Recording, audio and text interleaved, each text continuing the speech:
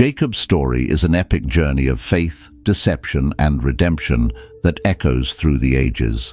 In a world where cunning often triumphs over integrity, Jacob's life confronts us with uncomfortable truths about human nature and the divine plan. Have you ever wondered how God can use imperfect people to fulfill His purposes? Get ready for a narrative that will challenge your notions of justice and mercy as we explore the surprising origin of a chosen nation. Genesis 25:21 introduces us to a couple in distress. Isaac prayed to the Lord on behalf of his wife because she was barren. The Lord answered his prayer, and his wife Rebekah became pregnant. In ancient times, barrenness was seen as a curse, and Rebekah carried that burden for 20 years. Imagine the despair that must have consumed the hearts of this couple, heirs to the promise made to Abraham, yet unable to conceive a child. God's answer to Isaac's prayer didn't come without complications. Genesis 25:22-23 reveals the babies jostled each other within her, and she said,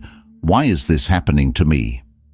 So she went to inquire of the Lord. The Lord said to her, "Two nations are in your womb, and two peoples from within you will be separated. One people will be stronger than the other, and the older will serve the younger." Rebekah's pregnancy was a foreshadowing of the conflict that would mark not only the lives of her sons, but entire nations. The divine prophecy overturned the natural order of things. The older would serve the younger. From the womb, God was setting a pattern that would challenge human conventions. Genesis 25:24-26 narrates the dramatic birth.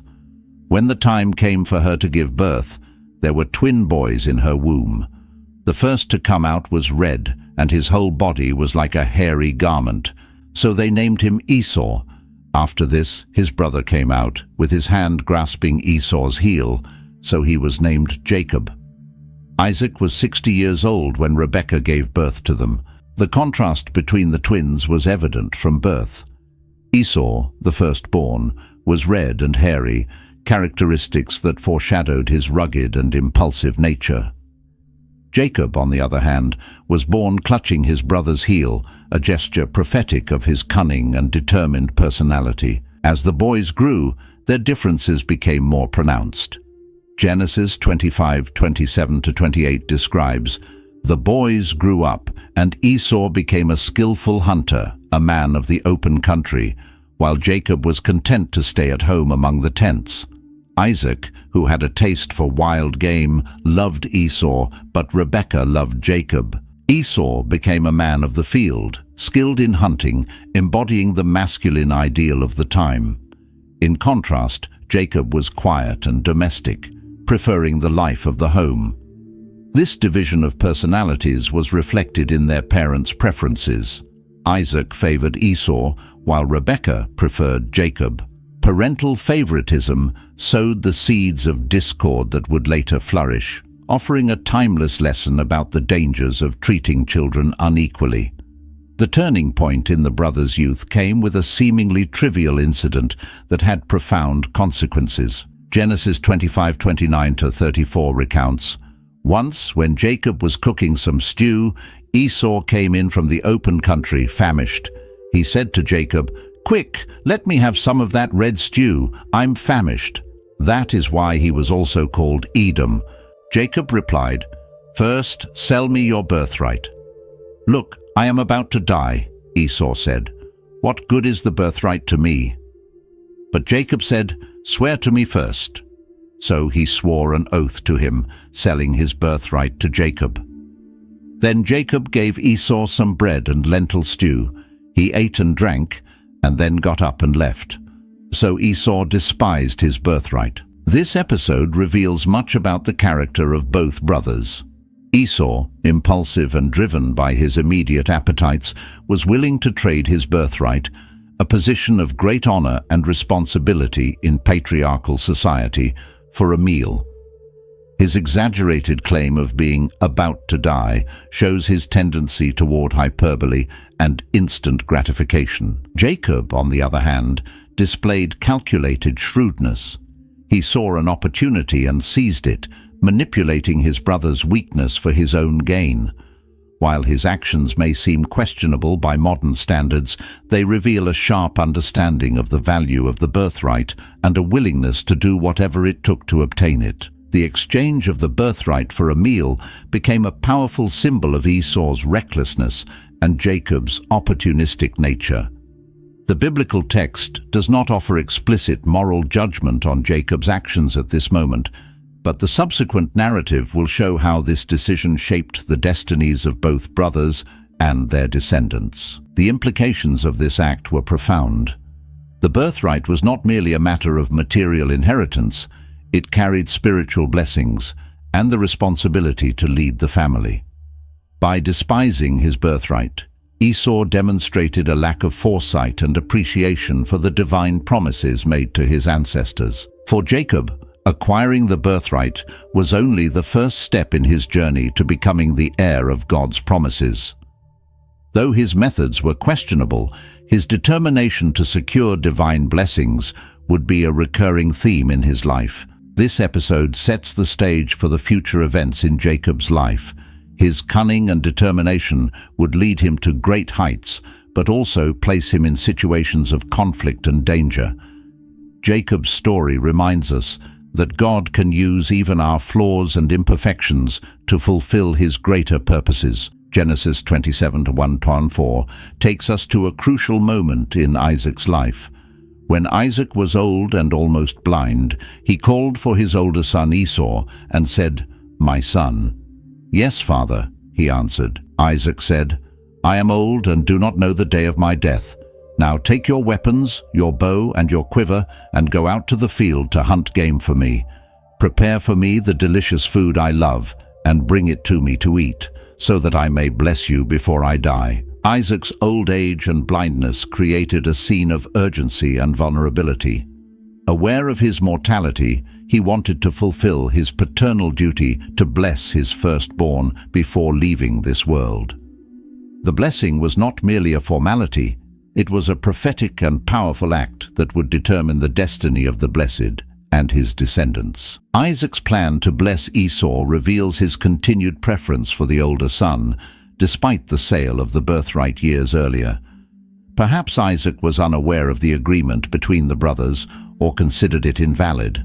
Regardless, his intention to bless Esau triggered a series of events that would forever change the course of the family's history. Genesis 27:5-10 introduces Rebekah's strategy to favor Jacob. Now Rebekah was listening when Isaac spoke to his son Esau. So when Esau went to the field to hunt for game, Rebekah said to her son Jacob, "I heard your father say to your brother Esau, 'Bring me game and prepare me the delicious food to eat, so that I may bless you in the presence of the Lord before I die. Now my son, listen to me as I command you. Go to the flock and bring me 2 choice young goats, so that I can prepare some delicious food for your father, the kind he loves. Then take it to your father to eat, so he may bless you before he dies." Rebekah's plan was bold and risky. She not only interfered with her husband's will, but also placed her favorite son in a dangerous position. Her actions reflect a complex mix of motives: the desire to see God's prophecy fulfilled that the older will serve the younger, her preference for Jacob, and possibly her belief that Jacob was more suited to lead the family. The preparation of the stew was just the first step. Genesis 27:11-17 details Jacob's elaborate disguise. But Jacob said to Rebekah, his mother, "But my brother Esau is a hairy man, and I am a smooth man. What if my father touches me? I would appear to be tricking him and bring down a curse on myself rather than a blessing." His mother said to him, "My son, let the curse fall on me. Just do what I say. Go and get them for me." So he went and got them and brought them to his mother, and she prepared the delicious food, the kind his father loved. Then Rebekah took the best clothes of Esau, her older son, which she had at home, and put them on her younger son Jacob. She also covered his hands and the smooth part of his neck with the goat skins. Then she handed to her son Jacob the delicious food and the bread she had made. This passage reveals Jacob's initial hesitation, not from moral principles, but from fear of being caught. Rebekah's response, taking responsibility for any curse, demonstrates her determination to see her plan realized. The elaborate disguise, using Esau's clothes and goat skins, shows how far they were willing to go to deceive Isaac. Jacob's encounter with Isaac is narrated in Genesis 27:18-29 with palpable tension. Jacob went to his father and said, "My father." "Yes, who are you, my son?" Isaac asked. Jacob said to his father, "I am Esau, your firstborn. I have done as you told me. Please sit up and eat some of my game, so that you may bless me." Isaac asked his son, "How did you find it so quickly, my son?" "The Lord your God gave me success," he replied. Then Isaac said to Jacob, "Come near so I can touch you, my son, to know whether you really are my son Esau or not." The scene is filled with suspense. Jacob repeatedly lies, even invoking God's name to lend credibility to his story. Isaac, suspicious, insists on touching his son. Genesis 27:22-23 continues, "Jacob went close to his father Isaac, who touched him and said, 'The voice is the voice of Jacob, but the hands are the hands of Esau.' He did not recognize him, for his hands were hairy like those of his brother Esau, so he blessed him." The test of touch reveals Isaac's internal conflict. His senses are at odds. Touch says it's Esau, but the voice is Jacob's. Yet, trusting his sense of touch more than his hearing, Isaac proceeds with the blessing. The blessing given to Jacob, recorded in Genesis 27:27-29, is powerful and comprehensive. He smelled the smell of his clothes and blessed him, saying, "Ah, the smell of my son is like the smell of a field that the Lord has blessed. May God give you of heaven's dew and of earth's richness, an abundance of grain and new wine. May nations serve you and peoples bow down to you. Be lord over your brothers, and may the sons of your mother bow down to you. Cursed be those who curse you, and blessed be those who bless you." This blessing, rich in imagery and promises, encompasses material prosperity, political dominion, and a special spiritual status. Ironically, the blessing includes dominion over his brothers, echoing the prophecy given before the twins were born.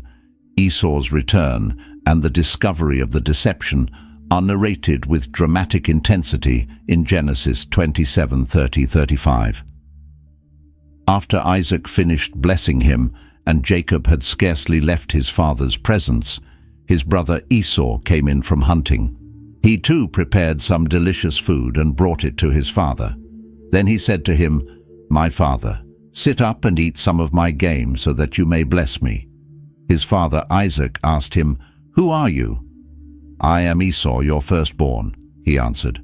Isaac trembled violently and said, "Who was it then that hunted game and brought it to me? I ate it just before you came, and I blessed him, and indeed he will be blessed." When Esau heard his father's words, he burst out with a loud and bitter cry and said to his father, "Bless me, me too, my father." But he said, "Your brother came deceitfully and took your blessing." Isaac's reaction, trembling violently, reveals the shock and horror of the discovery. His declaration, "And indeed he will be blessed," indicates his understanding that the blessing, once spoken, could not be revoked. It was a prophetic word, not merely a paternal wish. Esau's despair is palpable. Genesis 27:36-38 captures his anguish. Esau said, "Isn't he rightly named Jacob? This is the second time he has taken advantage of me. He took my birthright, and now he's taken my blessing." Then he asked, "Haven't you reserved any blessing for me?" Isaac answered Esau, "I have made him lord over you and have made all his relatives his servants, and I have sustained him with grain and new wine. So what can I possibly do for you, my son?" Esau said to his father, "Do you have only one blessing, my father? Bless me too, my father." Then Esau wept aloud. Esau's pain is deep, but it also reveals his previous lack of understanding about the value of the birthright. Only now does he fully grasp what he has lost. His plea for a blessing, any blessing, is touching. Isaac offers Esau a secondary blessing in Genesis 27:39-40.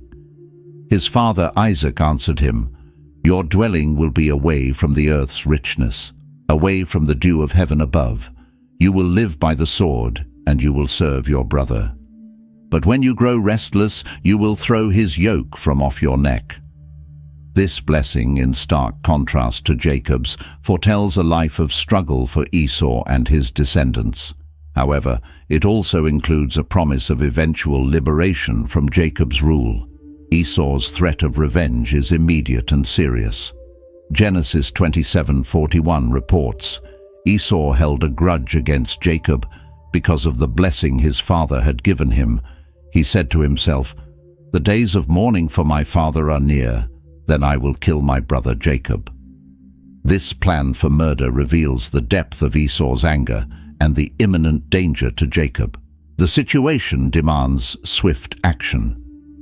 Genesis 27:42-45 outlines Rebekah's plan for Jacob's escape. When Rebekah was told what her older son Esau had said, she sent for her younger son Jacob and said to him, "Esau is planning to kill you. Now then, my son, do what I say. Flee at once to my brother Laban in Haran. Stay with him for a while until your brother's fury subsides. When your brother is no longer angry and forgets what you did to him, I'll send word for you to come back from there. Why should I lose both of you in one day?" Rebekah's plan demonstrates her ongoing cunning. She not only protects Jacob from Esau's immediate wrath, but also ensures the continuity of the promised lineage. Her last statement suggests she fears not only for Jacob's life, but also for the consequences Esau would face if he killed his brother. Jacob's departure for Haran, narrated in Genesis 28:1-5, marks the beginning of a new chapter in his life. Isaac called for Jacob and blessed him. Then he commanded him, "Do not marry a Canaanite woman. Go at once to Paddan Aram, to the house of your mother's father Bethuel. Take a wife for yourself there from among the daughters of Laban, your mother's brother. May God Almighty bless you and make you fruitful and increase your numbers until you become a community of peoples. May he give you and your descendants the blessing given to Abraham, so that you may take possession of the land where you now reside as a foreigner, the land God gave to Abraham." Then Isaac sent Jacob on his way, and he went to Paddan Aram, to Laban son of Bethuel the Aramean, the brother of Rebekah, who was the mother of Jacob and Esau.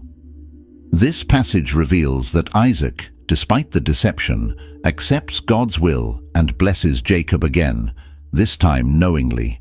He also gives specific instructions about marriage, emphasizing the importance of maintaining the purity of the family line.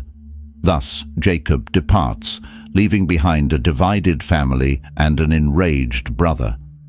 His journey to Haran is not just a physical escape, but the beginning of a spiritual transformation. The events that follow will shape his character and prepare him to become Israel, the father of the 12 tribes. The story of Jacob's deception and flight is a powerful reminder of how human actions, even those motivated by ambition or fear, can be used by God to fulfill his greater purposes. It also illustrates the lasting consequences of our choices and the complexity of family relationships. Genesis 28:10-11 marks the beginning of Jacob's journey toward Haran. Jacob left Beersheba and set out for Haran. When he reached a certain place, he stopped for the night because the sun had set. Taking one of the stones there, he put it under his head and lay down to sleep. Imagine Jacob, alone for the first time in his life, fleeing from home, sleeping out in the open with only a stone for a pillow.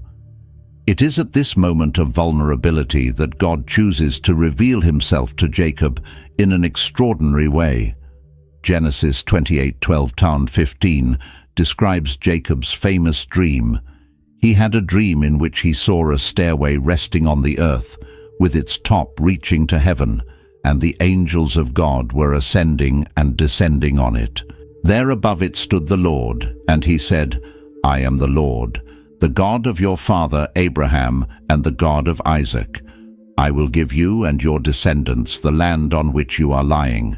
Your descendants will be like the dust of the earth, and you will spread out to the west and to the east, to the north and to the south. All peoples on earth will be blessed through you and your offspring. I am with you and will watch over you wherever you go, and I will bring you back to this land. I will not leave you until I have done what I have promised you. This vision of the stairway to heaven is a powerful revelation of the connection between heaven and earth, and of God's constant presence in Jacob's life. The divine promise reaffirms the blessings given to Abraham and Isaac, now extended directly to Jacob. Jacob's response, recorded in Genesis 28:16-22, reveals a profound spiritual transformation. When Jacob awoke from his sleep, he thought, Surely the Lord is in this place, and I was not aware of it. He was afraid and said, How awesome is this place! This is none other than the house of God. This is the gate of heaven. Early the next morning, Jacob took the stone he had placed under his head and set it up as a pillar and poured oil on top of it. He called that place Bethel, though the city used to be called Luz. Then Jacob made a vow, saying, If God will be with me and will watch over me on this journey I am taking, and will give me food to eat and clothes to wear so that I return safely to my father's household, then the Lord will be my God, and this stone that I have set up as a pillar will be God's house, and of all that you give me, I will give you 1/10. This vow marks the beginning of a personal relationship between Jacob and God. For the first time, we see Jacob acknowledging God not only as the God of his fathers, but as his own God. Jacob's arrival in Haran is narrated in Genesis 29:1-12, culminating in his encounter with Rachel at the well. Then Jacob continued his journey and came to the land of the eastern peoples. There he saw a well in the field, with 3 flocks of sheep lying near it, because the flocks drank from that well. A large stone covered the mouth of the well. When all the flocks were gathered there, the shepherds would roll the stone away from the well's mouth and water the sheep. Then they would return the stone to its place over the mouth of the well. Jacob asked the shepherds, "My brothers, where are you from?" "We are from Haran," they replied. He asked them, "Do you know Laban, Nahor's grandson?" "Yes, we know him," they answered. Then Jacob asked, "Is he well?" "Yes, he is," they said, "and here comes his daughter Rachel with the sheep." "Look," Jacob said, "the sun is still high. It is not time for the flocks to be gathered. Water the sheep and take them back to graze." "We can't," they replied, "until all the flocks are gathered and the stone has been rolled away from the well's mouth. Then we will water the sheep." While he was still talking with them, Rachel came with her father's sheep, for she was a shepherdess. As soon as Jacob saw Rachel, daughter of Laban, his mother's brother, and Laban's sheep, he went over and rolled the stone away from the well's mouth and watered his uncle Laban's sheep. Then Jacob kissed Rachel and began to weep aloud. He told Rachel that he was a relative of her father and that he was the son of Rebekah. She ran and told her father. This encounter at the well echoes similar meetings in his family history, such as Abraham's servant finding Rebekah. Jacob's action of single-handedly rolling away the heavy stone from the well demonstrates his physical strength and his desire to impress Rachel. The reunion with Laban's family is warm, as described in Genesis 29:13-14. As soon as Laban heard the news about Jacob, his sister's son, he hurried to meet him. He embraced him and kissed him and brought him to his home. And there Jacob told him all these things. Then Laban said to him, "You are my own flesh and blood."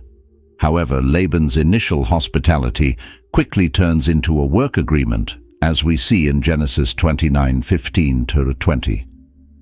Laban said to Jacob, "Because you are a relative of mine, should you work for me for nothing? Tell me what your wages should be." Laban had 2 daughters. The name of the older was Leah, and the name of the younger was Rachel. Leah had weak eyes, but Rachel had a lovely figure and was beautiful. Jacob was in love with Rachel and said, "I'll work for you 7 years in return for your younger daughter Rachel."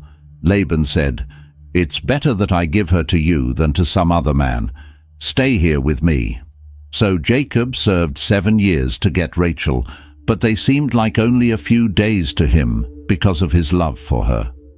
This agreement reveals both Jacob's deep love for Rachel and Laban's calculating nature. The 7 years of labor are an ironic inversion of Jacob's situation. He, who deceived his father and brother, now works faithfully for 7 years. The deceptive marriage is narrated in Genesis 29:21-25. Then Jacob said to Laban, "Give me my wife. My time is completed, and I want to lie with her." So Laban brought together all the people of the place and gave a feast. But when evening came, he took his daughter Leah and brought her to Jacob, and Jacob lay with her. Laban gave his servant Zilpah to his daughter as her attendant. When morning came, there was Leah. So Jacob said to Laban, "What is this you have done to me? I served you for Rachel, didn't I? Why have you deceived me?" The irony of this situation cannot be overlooked. Jacob, who deceived his blind father, is now deceived in the darkness of his wedding night. Jacob's question, "Why have you deceived me?" echoes the question that Esau must have asked him years before. Laban's response and the second agreement are described in Genesis 29:26-30.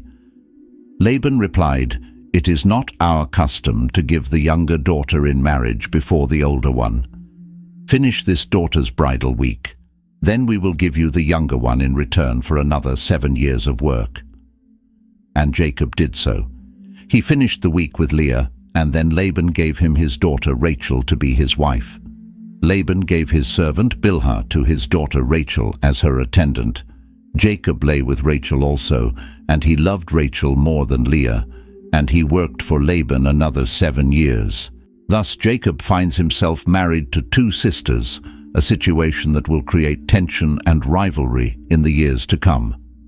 Jacob's preferential love for Rachel mirrors the favoritism of his own parents, perpetuating a cycle of family conflict. Jacob's children are born amid this rivalry, as described in Genesis 29:31-35 and 31:24. Leah gives birth to Reuben, Simeon, Levi, and Judah. Rachel, unable to conceive, gives her servant Bilhah to Jacob, who bears Dan and Naphtali. Leah, seeing that she stopped having children, gives her servant Zilpah to Jacob, who bears Gad and Asher. Leah then conceives again and gives birth to Issachar and Zebulun. Finally, Rachel conceives and gives birth to Joseph. This narrative of births is filled with tension and competition between the sisters, each seeking to gain Jacob's favor through motherhood. The names given to the children often reflect their mother's emotions and hopes. The years in Haran transformed Jacob from a young bachelor into a man with a large and complex family. Through deceit, hard work, and family rivalries, Jacob begins to experience the consequences of his past actions. However, amid all this, we see the gradual fulfillment of God's promise to make him a great nation. Genesis 30:25-28 marks the beginning of Jacob's desire to return to his homeland. After Rachel gave birth to Joseph, Jacob said to Laban, "Send me on my way so I can go back to my own homeland. Give me my wives and children, for whom I have served you, and I will be on my way. You know how much work I have done for you." But Laban said to him, "If I have found favor in your eyes, please stay. I have learned by divination that the Lord has blessed me because of you." He added, "Name your wages, and I will pay them." This passage reveals the tension between Jacob's desire to return and Laban's desire to keep him, recognizing the blessings Jacob has brought. Jacob's prosperity as a shepherd is described in Genesis 30:29-43. Jacob proposes an apparently unfavorable deal for himself, asking only for the speckled and spotted animals from the flock. However, through a combination of selective breeding and possibly divine intervention, Jacob manages to significantly increase his wealth.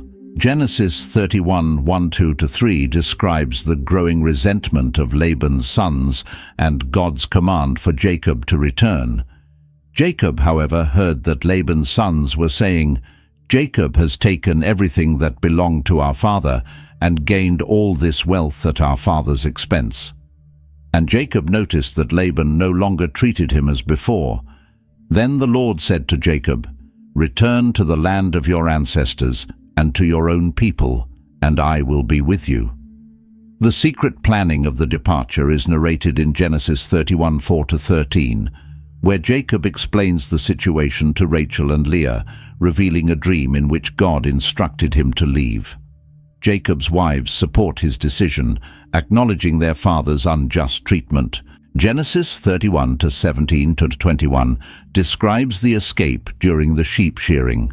Then Jacob put his children and his wives on camels, and he drove all his livestock ahead of him, along with all the goods he had accumulated in Paddan Aram, to go back to his father Isaac in the land of Canaan. When Laban had gone to shear his sheep, Rachel stole her father's household gods. Moreover, Jacob deceived Laban the Aramean by not telling him he was fleeing. He fled with all he had, crossed the Euphrates River, and headed for the hill country of Gilead. Rachel's theft of the household gods adds complexity to the situation, possibly indicating her reluctance to sever ties with her family completely. The pursuit of Laban is narrated in Genesis 31:22-25. On the third day, Laban was told that Jacob had fled.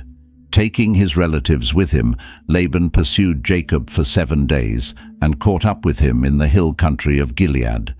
Then God came to Laban the Aramean in a dream at night and said to him, "Be careful not to say anything to Jacob, either good or bad." Jacob had pitched his tent in the hill country of Gilead when Laban overtook him, and Laban and his relatives camped there too. God's warning to Laban in a dream demonstrates his continued protection over Jacob, even when Jacob's actions were questionable. The confrontation on Mount Gilead is described in Genesis 31:26-42. Laban accuses Jacob of secretly fleeing and stealing his household gods. Unaware of Rachel's theft, Jacob allows Laban to search the entire camp.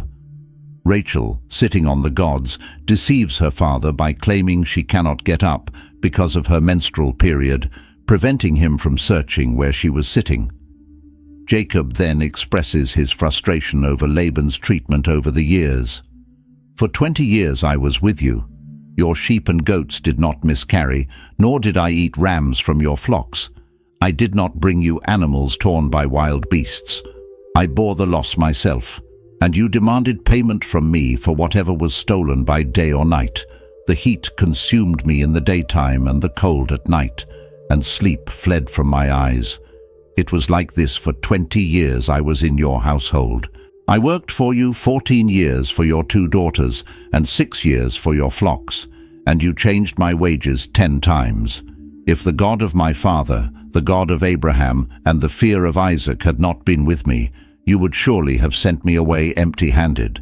But God has seen my hardship and the toil of my hands, and last night he rebuked you." This passionate speech reveals Jacob's sense of injustice and his belief in divine intervention on his behalf. The covenant between Jacob and Laban is established in Genesis 31:43-55. They set up a heap of stones as a witness to their agreement not to harm each other. Laban calls the heap Jegar Sahadutha in Aramaic, while Jacob calls it Galid in Hebrew, both meaning heap of witness. Genesis 31:55 marks their final separation. Early the next morning, Laban kissed his grandchildren and his daughters and blessed them. Then he left and returned home. With this farewell, a significant chapter of Jacob's life comes to an end. He leaves Haran no longer as a young man, but as the patriarch of a large and prosperous family. The encounter with angels at Mahanaim is briefly mentioned in Genesis 32:1-2. Jacob also went on his way, and the angels of God met him. When Jacob saw them, he said, "This is the camp of God." So he named that place Mahanaim. This encounter serves as a reminder of God's continued presence and protection, preparing Jacob for the challenge ahead. The preparation for the meeting with Esau is narrated in Genesis 32:3-21. Jacob sends messengers ahead to inform Esau of his arrival. When the messengers return with the news that Esau is coming to meet him with 400 men, Jacob is terrified. In his fear, Jacob divides his group into two camps, thinking, if Esau comes and attacks one camp, the other camp may escape. Then he prays fervently to God. "O God of my father Abraham, God of my father Isaac, Lord, you who said to me, 'Go back to your country and your relatives, and I will make you prosper,' I am unworthy of all the kindness and faithfulness you have shown your servant. I had only my staff when I crossed this Jordan, but now I have become two camps. Save me, I pray, from the hand of my brother Esau, for I am afraid he will come and attack me, and also the mothers with their children. But you have said, 'I will surely make you prosper, and will make your descendants like the sand of the sea, which cannot be counted.'" This prayer reveals Jacob's inner struggle between fear and faith, reminding God of his promises while acknowledging his own unworthiness. Jacob also prepares a substantial gift for Esau, sending it in separate groups ahead of him, hoping to appease his brother. Thus ends Jacob's preparation for the encounter he has dreaded for 20 years. The man who left his land as a fugitive now returns as a prosperous patriarch, still grappling with the consequences of his past actions and his faith in God. Genesis 32:22-32 narrates one of the most enigmatic and transformative episodes in Jacob's life, his struggle with the angel at Peniel. That night, Jacob got up and took his 2 wives, his 2 female servants, and his 11 sons, and crossed the ford of the Jabbok. After he had sent them across the stream, he sent over all his possessions. So Jacob was left alone, and a man wrestled with him till daybreak. This nighttime struggle symbolizes Jacob's internal battle with his past and his future. The text continues, "When the man saw that he could not overpower him, he touched the socket of Jacob's hip, so that his hip was wrenched as he wrestled with the man. Then the man said, 'Let me go, for it is daybreak.' But Jacob replied, 'I will not let you go unless you bless me.' The man asked him, 'What is your name?' 'Jacob,' he answered. Then the man said, 'Your name will no longer be Jacob, but Israel, because you have struggled with God and with humans and have overcome.'" The change of Jacob's name to Israel marks a profound transformation in his identity. No longer the supplanter, he is now one who struggles with God. Jacob emerges from this experience blessed, yet also wounded, limping due to the blow to his thigh. This physical injury serves as a constant reminder of his encounter with the divine. The long-feared meeting with Esau finally occurs in Genesis 33:1-11. Jacob looked up and saw Esau approaching, and with him were 400 men. So he divided the children among Leah, Rachel, and the 2 maids. He put the maids and their children in front, Leah and her children next, and Rachel and Joseph last. He himself went on ahead and bowed down to the ground 7 times as he approached his brother. Jacob's cautious approach, bowing 7 times, demonstrates his submission and desire for reconciliation. However, Esau's reaction surprises everyone. But Esau ran to meet Jacob and embraced him. He threw his arms around his neck and kissed him, and they wept. This moment of reconciliation is powerful and unexpected. Esau's embrace and tears show that time has healed old wounds. The dialogue that follows reveals the generosity of both brothers. Jacob insists that Esau accept his gifts, saying, "Please accept the gift that was brought to you, for God has been gracious to me, and I have all I need." After this emotional encounter, the brothers part amicably. Genesis 33:16-17 states, "That day Esau started on his way back to Seir. Jacob, however, went to Succoth, where he built a place for himself and made shelters for his livestock. That is why the place is called Succoth." Jacob's establishment in Succoth and later in Shechem marks the beginning of a new phase in his life.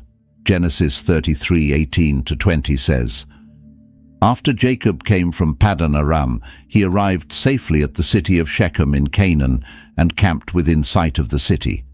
For 100 pieces of silver he bought from the sons of Hamor, the father of Shechem, the plot of ground where he pitched his tent.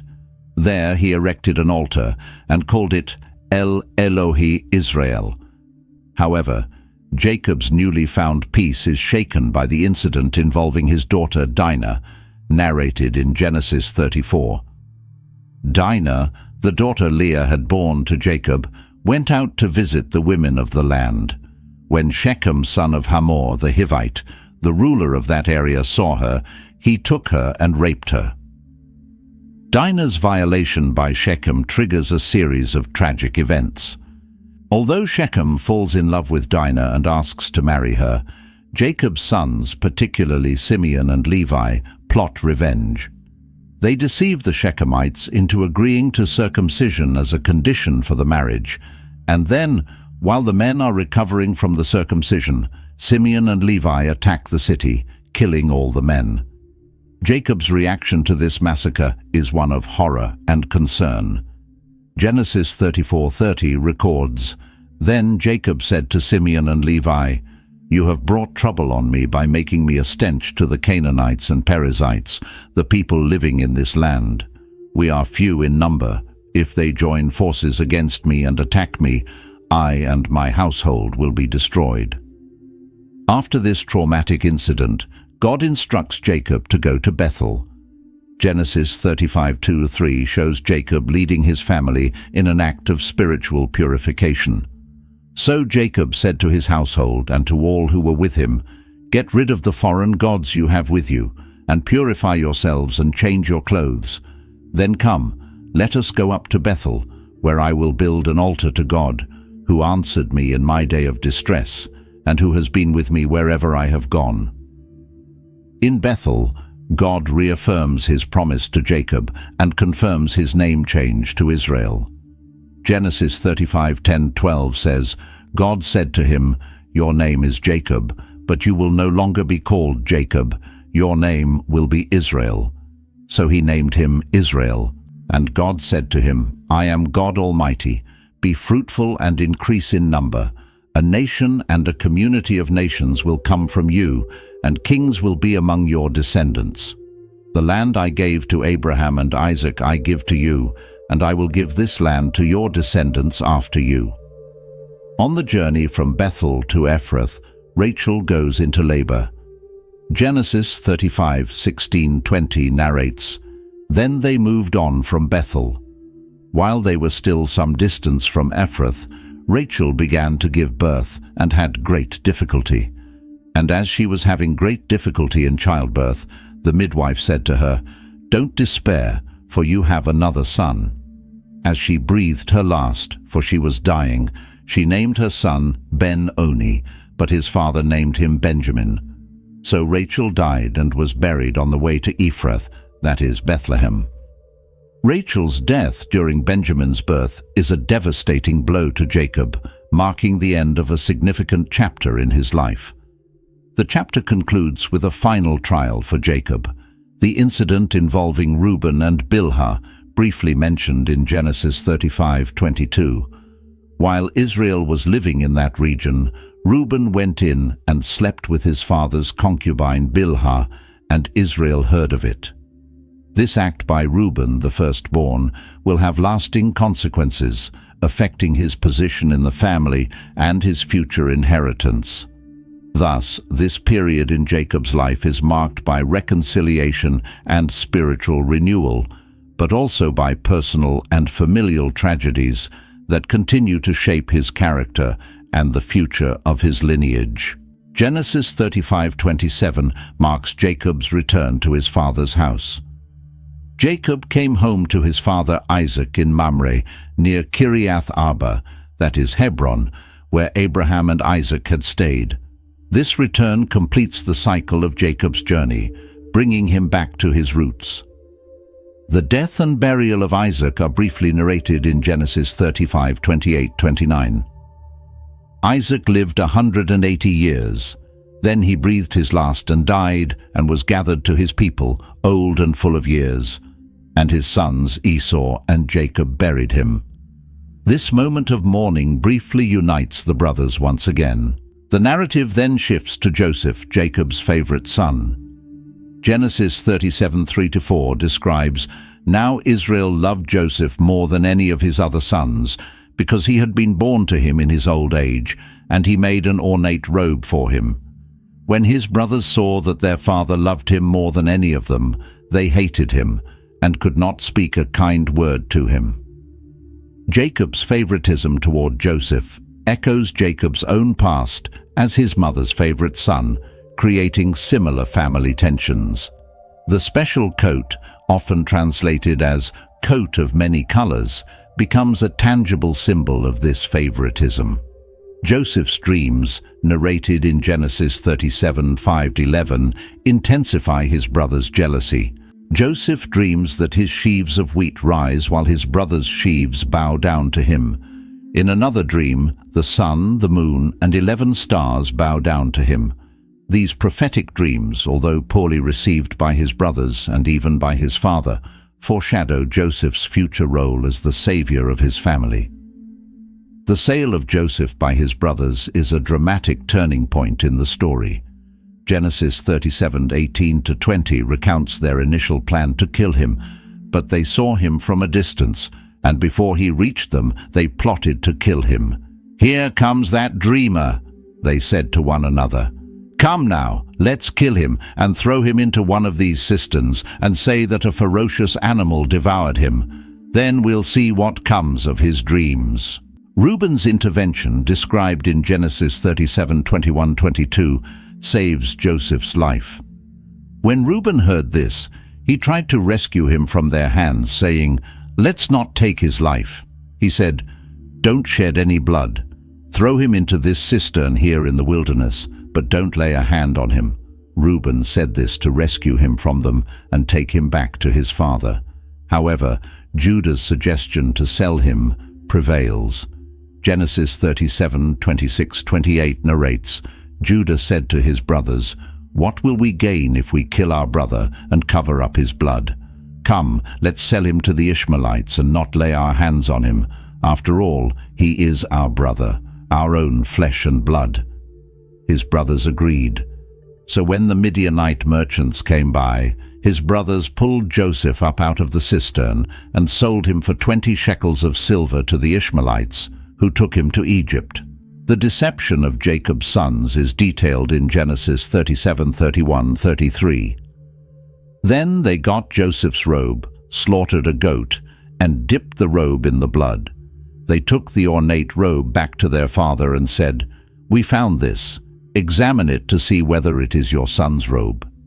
He recognized it and said, "It is my son's robe. Some ferocious animal has devoured him. Joseph has surely been torn to pieces." Jacob's intense mourning is poignant. Genesis 37:34-35 describes, "Then Jacob tore his clothes, put on sackcloth, and mourned for his son many days. All his sons and daughters came to comfort him, but he refused to be comforted. 'No,' he said, 'I will continue to mourn until I join my son in the grave.' So his father wept for him. The years of sadness and mourning for Joseph are a dark period in Jacob's life. Unaware of his beloved son's true fate, he lives with deep pain that even the rest of his family cannot alleviate. The narrative then moves to a time of famine in the land of Canaan. Genesis 42:1-2 recounts, "When Jacob learned that there was grain in Egypt, he said to his sons, 'Why do you just keep looking at each other?' He continued, 'I have heard that there is grain in Egypt. Go down there and buy some for us, so that we may live and not die.' Sending his sons to Egypt to buy food sets off a chain of events that will eventually lead to the family reunion. The detention of Simeon in Egypt and the demand to bring Benjamin on the next visit create a dilemma for Jacob. Genesis 42:36 captures Jacob's anguish. Their father Jacob said to them, "You have deprived me of my children. Joseph is no more, Simeon is no more, and now you want to take Benjamin. Everything is against me." His reluctance to send Benjamin, the last son of his beloved Rachel, is understandable in light of his previous losses. The second trip to Egypt with Benjamin is narrated in Genesis 43. Judah's insistence and his personal guarantee for Benjamin's safety finally convinced Jacob to let him go. Genesis 43:11-14 shows Jacob blessing the mission. Then their father Israel said to them, "If it must be, then do this. Put some of the best products of the land in your bags and take them down to the man as a gift. A little balm and a little honey, some spices and myrrh, some pistachio nuts and almonds. Take double the amount of silver with you, for you must return the silver that was put back into the mouths of your sacks. Perhaps it was a mistake. Take your brother also, and go back to the man at once. And may God Almighty grant you mercy before the man, so that he will let your other brother and Benjamin come back with you. As for me, if I am bereaved, I am bereaved."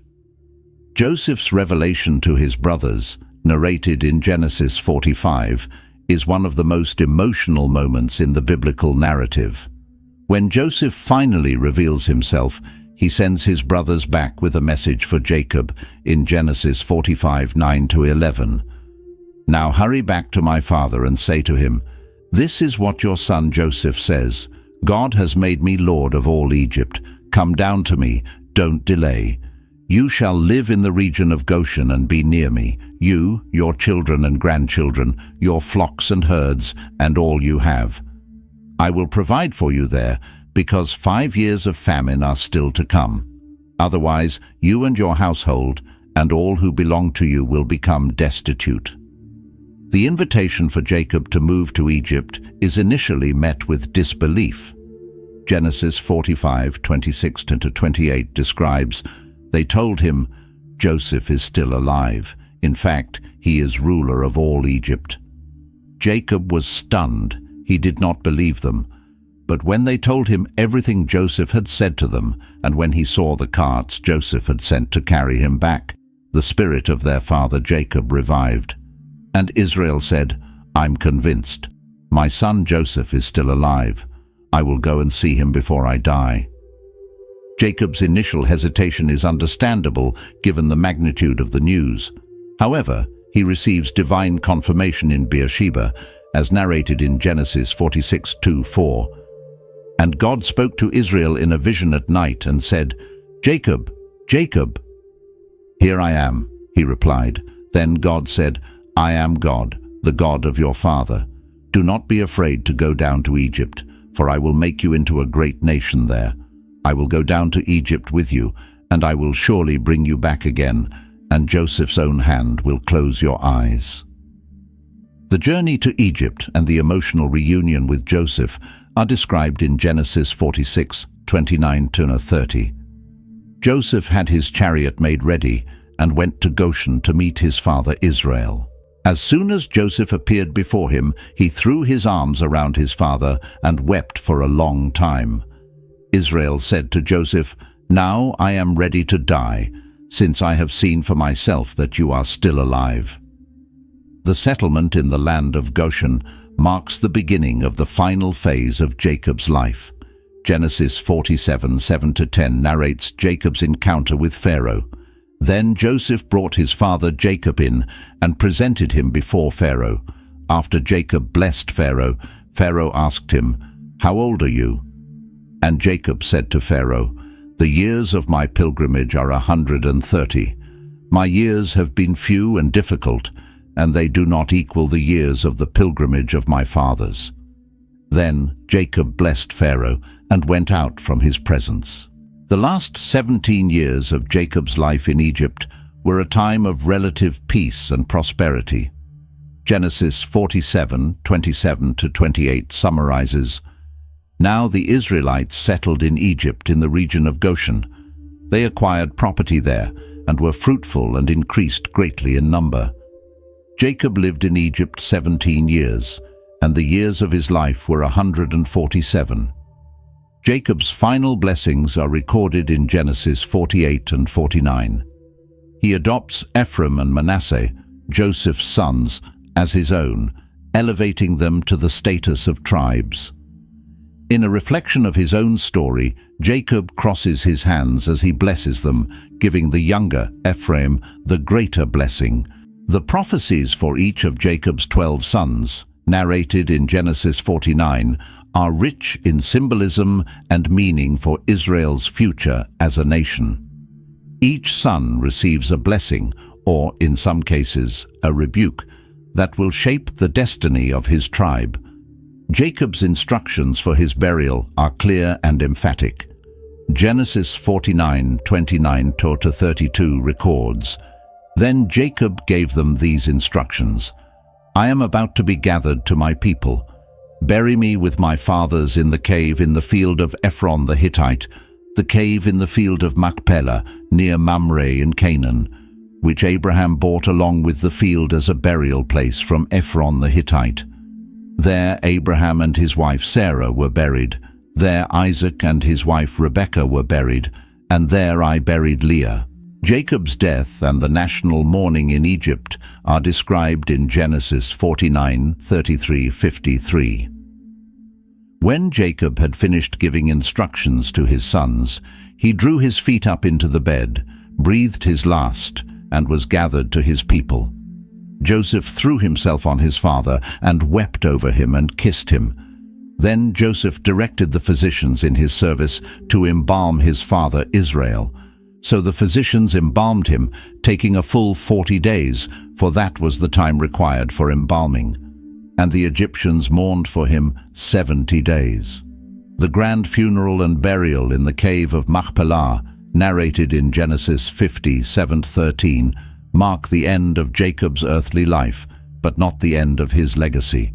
His life, marked by struggles, deceit, loss, and reconciliation, stands as a testament to God's faithfulness and the complexity of the human experience. Jacob's journey shows us that God can use even our failures and struggles to fulfill his purposes.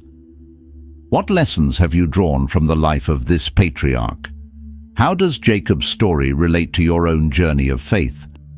If this video touched your heart or made you reflect, don't keep it to yourself. Share it with someone who could benefit from this message. Jacob's story reminds us that transformation is possible for all of us. Did you enjoy this content? Then don't forget to subscribe to the channel and turn on notifications so you won't miss any of our upcoming videos about biblical characters and the life lessons we can learn from them. Remember, just as God worked in Jacob's life, he wants to work in your life too. See you in the next video.